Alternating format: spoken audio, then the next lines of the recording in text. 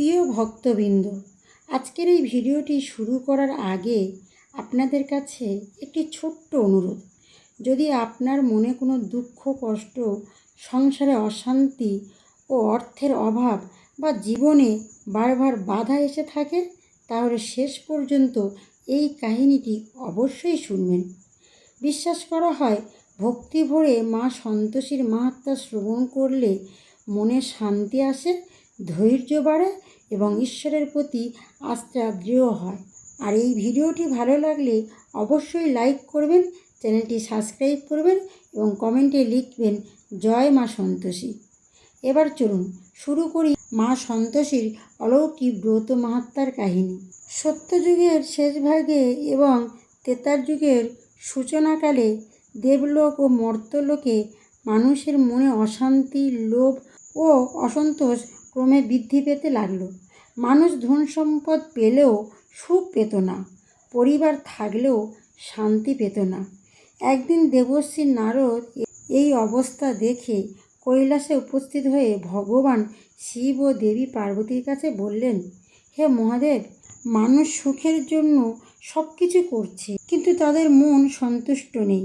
এই অসন্তুষ্ট তাদের সকলের দুঃখের মূল। দেবী পার্বতী গভীর ধ্যানে নিমগ্ন হলেন।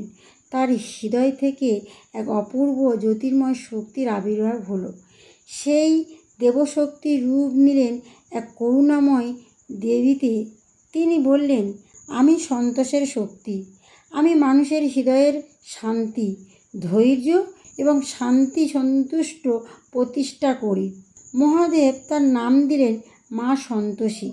এরপর দেব ঋষি নারদ পৃথিবীতে এক বার্তা নিয়ে এলেন যে প্রতি শুক্রবার ভক্তিভরে গুড় ও ভেজানো ছোলা নিবেদন করে অহংকার ও লোভ ত্যাগ করে এবং সন্তুষ্ট মনে ব্রত পালন করলে মা সন্তোষী ভক্তদের আশীর্বাদ করবেন।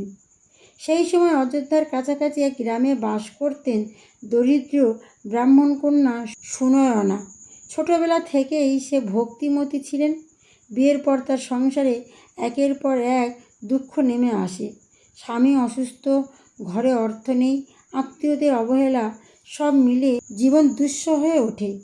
এক শুক্রবার নদীর ঘাটে এসে সে কয়েকজন সধবা নারীর মুখে মা সন্তোষীর ব্রত কথা শুনল।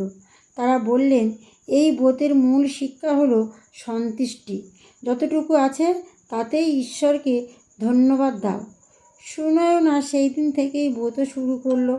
ঘরে কিছু না থাকলেও সে সামান্য গুড় ও ভেজানো ছোলা দিয়ে সে মায়ের পূজা করত। পরপর 12টি শুক্রবার সে নিষ্ঠার সঙ্গে ব্রত পালন করল। দ্বাদশ শুক্রবার রাতে সে স্বপ্ন দেখল, সোনালি আলোয় আলোকিত সিংহাসনে মা সন্তোষী বসে আছেন। মা বললেন, হে কন্যা, তোমার ভক্তি আমাকে সন্তুষ্ট করেছে। মনে রেখো, ধন সম্পদের চেয়ে বড় সম্পদ হলো সন্তুষ্ট মন। পরের দিন থেকেই অলৌকিক পরিবর্তন শুরু হলো। তার স্বামী সুস্থ হয়ে উঠল, ভালো কাজ পেল, সংসারে অন্যের অভাব দূর হলো এবং পরিবারের মধ্যে শান্তি ফিরে এলো। সুনয়নার সুখ দেখে গ্রামের অনেকেই মা সন্তোষীর ব্রত পালন শুরু করলো। ধীরে ধীরে সেই ব্রতের মাহাত্ম্য চারিদিকে ছড়িয়ে পড়ল। আজও বিশ্বাস করা হয়, যে ব্যক্তি নিষ্ঠা, ভক্তি, ধৈর্য ও সন্তুষ্ট মনে মা সন্তোষীর ব্রত পালন করেন, তার জীবনে মানসিক শান্তি, পারিবারিক সুখ এবং ঈশ্বরের আশীর্বাদ লাভ হয়।